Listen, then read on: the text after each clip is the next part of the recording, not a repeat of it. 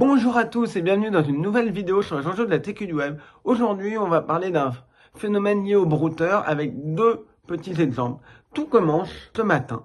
On est le 25 novembre 2024 pour le deuxième exemple, puisque le premier exemple date d'il y a un petit peu longtemps et ça m'a fait penser à justement faire une vidéo avec ces deux exemples-là. Lalin, l'excellent ami Lalin qui traque les brouteurs, qui est notamment sur Twitch, qui est sur YouTube, qui collabore notamment avec Sandoz Arnaque, moi si tu peux, qui est quelqu'un d'absolument extraordinaire, me contacte et me dit, Victor, tu le sais, dans un de mes lives, j'ai eu un faux Kenji, et ce faux Kenji, Girac, donc le chanteur, je précise pour ceux qui ne connaîtraient pas, donc c'est de l'arnaque à la célébrité, donc sûrement lui il devait faire de l'arnaque au sentiment avec la célébrité. Il me dit, il m'a donné une adresse pour envoyer de l'argent, une adresse qui est en France. On rappelle que les brouteurs sont pour quasiment tous en Côte d'Ivoire, quand ils font de l'arnaque donc à la célébrité, parce qu'il y a plein d'autres pays. Et lui, avec l'adresse, Lalin, comment s'est enquêté et retrouve quelqu'un. Il y a des profils Facebook, c'est la bonne ville, il y a des informations. Moi, je continue l'enquête parce qu'il me donne les infos et je remarque que cette personne a plein de comptes Facebook. On est dans un classique de victime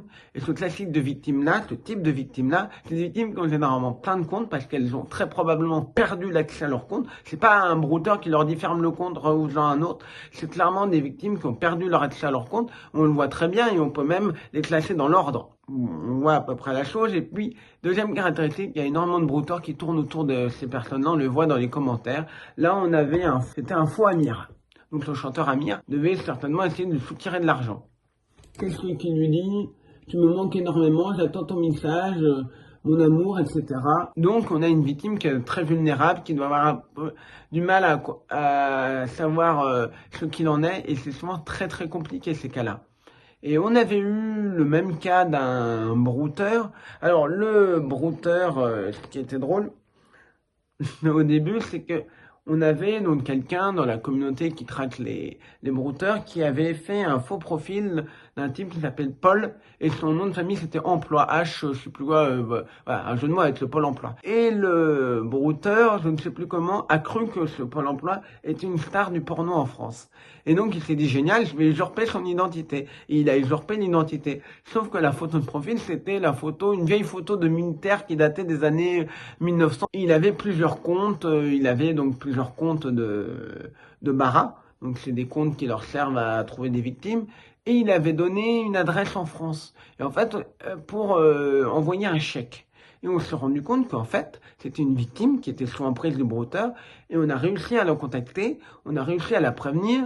Et elle se sentait extrêmement mal parce qu'elle dit merde, je suis en train de faire du blanchiment d'argent, d'aider un brouteur. C'était pas comme ça, j'étais sous emprise. Donc voilà, c'est toujours des situations délicates. Quand on se retrouve avec des victimes comme ça, c'est très très délicat.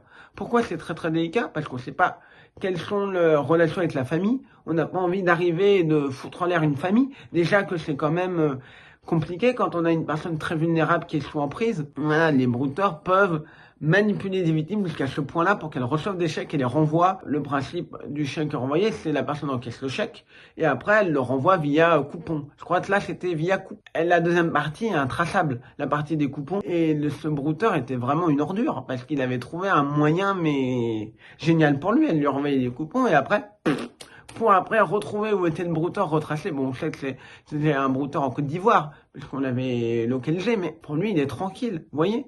Et c'est la victime qui prend tous les risques. J'espère que cette vidéo sur les brouteurs vous a plu. On se retrouve très prochainement, normalement mercredi prochain, pour une nouvelle vidéo sur les enjeux de la tech et du web.